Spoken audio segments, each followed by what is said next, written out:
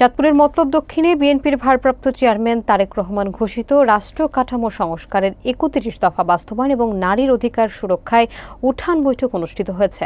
শনিবার বিকেলে উপজেলার ঘিলাতলী সাইনবোর্ড এলাকায় চাঁদপুর ২ আসনের সংসদ সদস্য প্রার্থী এম.এ. শুক্কুর পাটোয়ারের নির্দেশে ৩ নম্বর খাদেরগাঁও ইউনিয়ন বিএনপি এই বৈঠকের আয়োজন করে।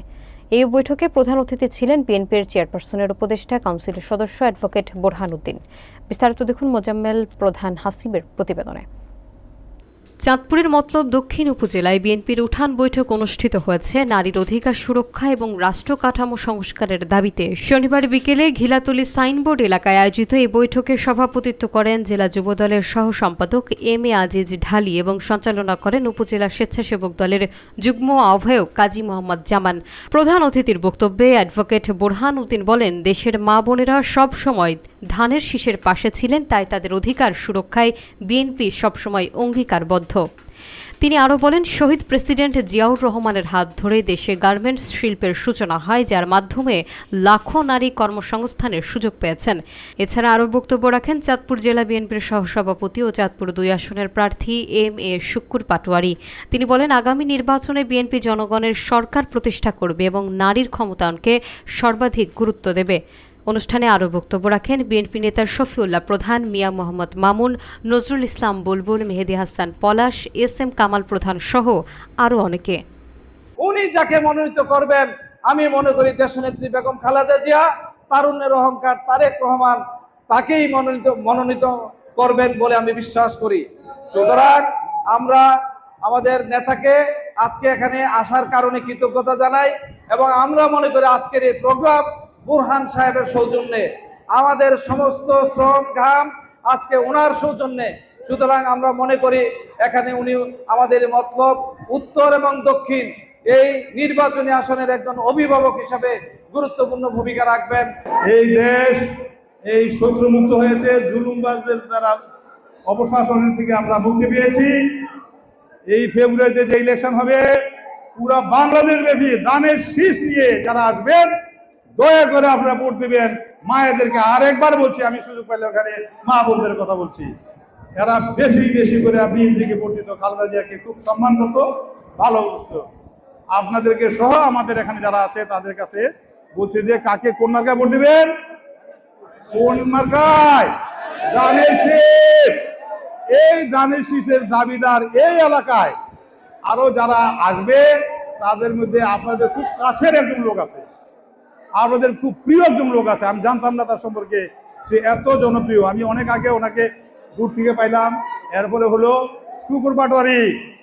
শুকুর পাটোয়ারি সম্পর্কে আমি যতটুকু জেনেছি, এই জানাটাও প্রায় 30 বছর হবে।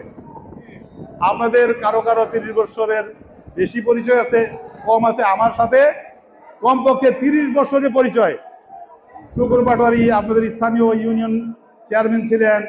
আমার সাথে গল্প চলে, বলছে আমার তো টাকা ছিল না, আমাদের বোনেরা চাচিরা বলতো যে একটু থামেন, আমরা আপনার জন্য এই পরিমাণ টাকা জমাইছি ইলেকশনের সময়, আমাকে এভাবে বলছে। আমি মনে করি ঠিকই। তো শুকুর পাটোয়ারিকে আপনারা 2 বার চেয়ারম্যান বানাইছেন ইউনিয়নের, 1 বার বানাইছেন উপজেলা চেয়ারম্যান, আরেকবার যদি আলহামদুলিল্লাহ আপনাদের ভোটে জাতীয় সংসদের সদস্য নির্বাচিত হয়, আমরা বলি এমপি যদি নির্বাচিত হয়, আমার দোয়া আছে, আমার দোয়া থাকবে, আমার দোয়া থাকবে।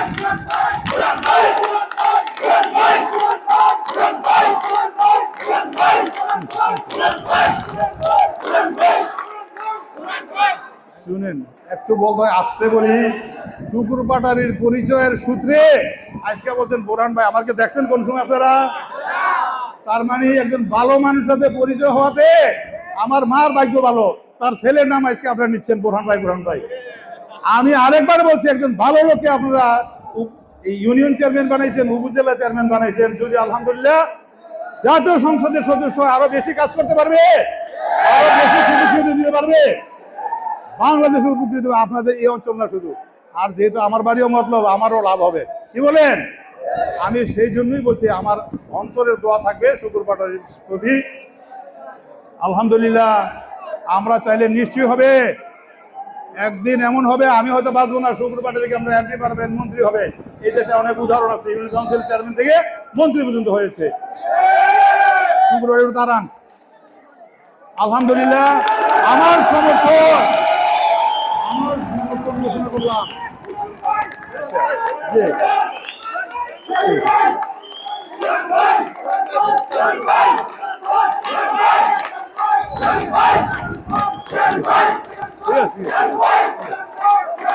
ঠিক আছে, ঠিক আছে।